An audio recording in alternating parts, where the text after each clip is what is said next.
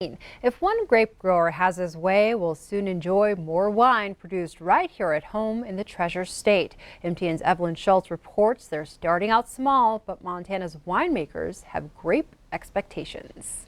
Larry Robertson loves vino. Just look at his license plate. Some of these really small ones I'll just take off because right now, 2/3 of Montana's wineries use fruit from other states, and Montana only boasts about 6 acres of grapes. But Robertson, who runs a small vineyard and makes wine in his Polson home, says viticulture could be vital to Treasure State tourism and the economy. I realized several years ago that, and I started talking about it, that we're going to raise the highest quality cold-hardy grapes in the world. He's got his Rieslings. Hybrid grapes like the Marquette can handle Montana's frigid winters. Plus, less rain means less fungus growth. Still not convinced grapes even grow here? Take a look at these vineyards on Finley Point. This is where Robertson's been reading between the vines for several years. You know, I'm a soil scientist and grow plants, and you know, I know agriculture, and I've known for years, I just known that these grapes are going to do well here. We just have to put the work in. Take the last fully expanded leaf. That's where this guy comes in. We have these really cold winters that are killing off a lot of our pests.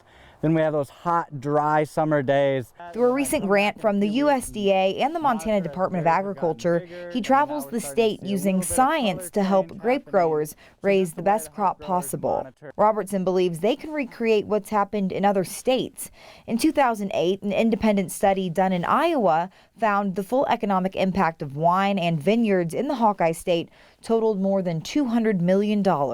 It's definitely a surprise to people when I tell them that I make wine and have a little winery. Dana Berardinis is already started.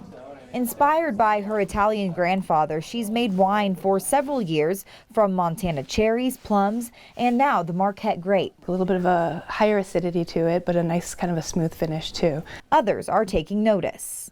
And yeah, sent some of my wines in and was pretty excited to get some awards from that.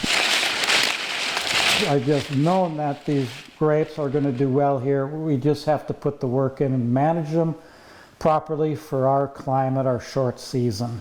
We can all cheers to that. Reporting from Polson, Evelyn Schultz, MTN News. And Robertson says successful grape growers work hard, spending about 750 hours per acre per year. Getting started can be pricey.